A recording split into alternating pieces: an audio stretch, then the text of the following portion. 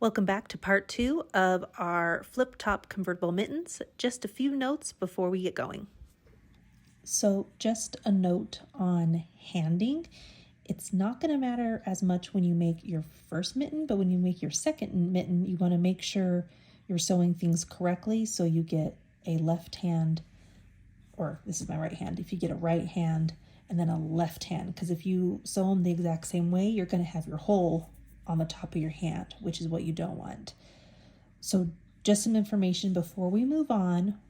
You want to decide what's going to be your outside and what's going to be your inside. Even though they look identical, just decide. Because what we do, and you will see if I turn this inside out, okay, because I have the ugly stitches on the inside, right? Or correct, I should say. So this is now the inside where our hand is. We're taking this part and we're going to make this be our outside, and this is our inside. So we have right sides or outsides together, and we push it down in there. So we have right sides together, and then we're going to whip stitch our seam halfway around. So we're leaving an opening. So if we have our thumb facing the right, our thumb hole facing the right, and we whip stitch the half closest to us, this is going to make, once we put it back right side out,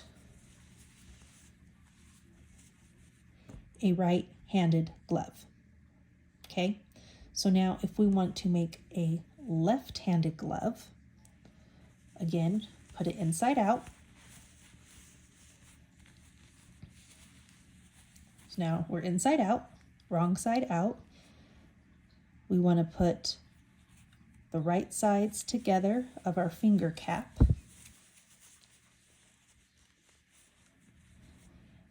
And now our thumb hole is to the left when facing us. We want to again stitch the closest part to us together and leave this half open to create a left-handed glove. I hope that makes sense and helps you just with handing. The first one, not a big deal, but when you go to make your second one, you want to make sure you do it opposite so you have handing, because you don't want to, if you make them both the same way, then you're going to have the opening on your top of your hand, and that's not what you want. So now to sew our finger cap to our main body of our mitten, again, you want the main part to be your inside facing you at this moment, and then we're going to put in our mitten cap inside it so it's right sides facing together. And then we're just going to take some of those in-tail yarns that are left, and we're going to slip stitch through both pieces halfway around to make our mitten so it can do the flip top. And just hopefully I explained that okay, that we have our main body of our mitten. Right now it's inside out. The right side is on the inside, and then we have the right side of our finger cap. They're touching, so right sides together. And they are kind of identical, but maybe if you had like a flaw in the yarn or something like that, you could just like decide what you want your inside and outside to be. If you're just like, oh, that's kind of like something going on you don't like, that would kind of just be the main reason why you'd want to choose inside and outside. And so we're making a right-handed glove here.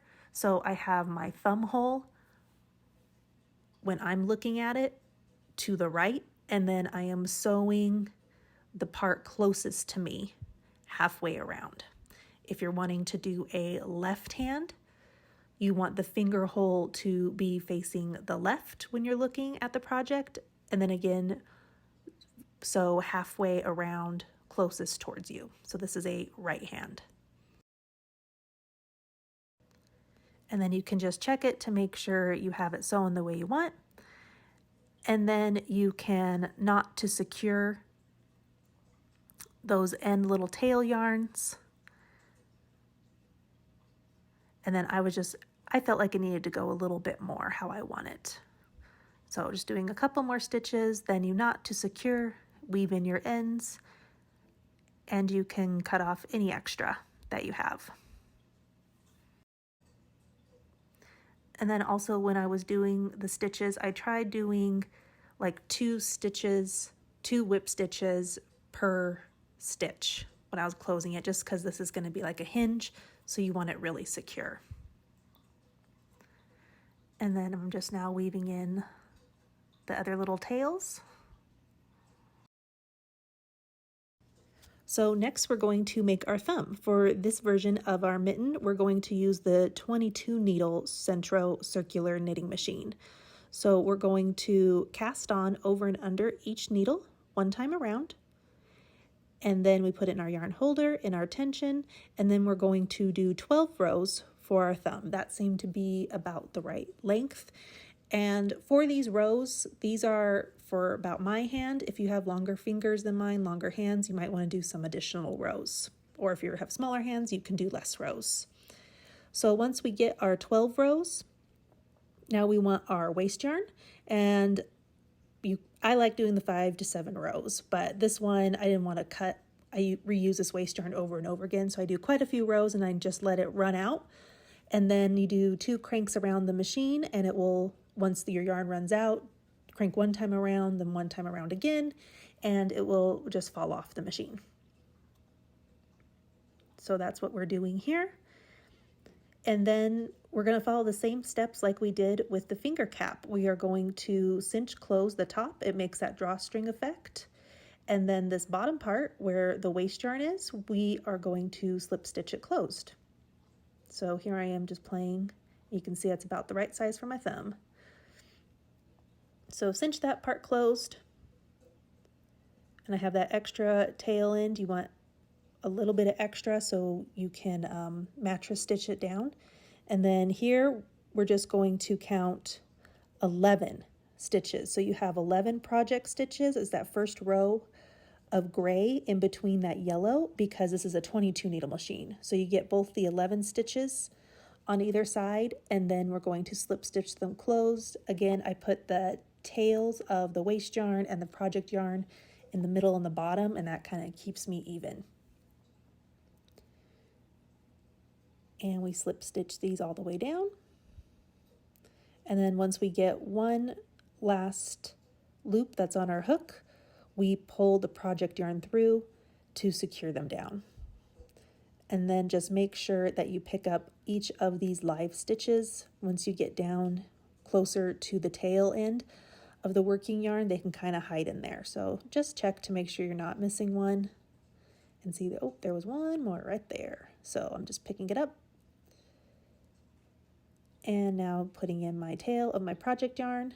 Now the waste yarn can be removed because we have secured all those live stitches and we made a really nice finished edge.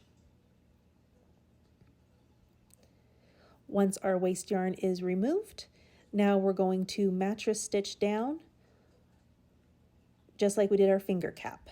So we fold it in half again and then get a needle, and we are going to mattress stitch down. And then this is how we secure in both ends to our mitten.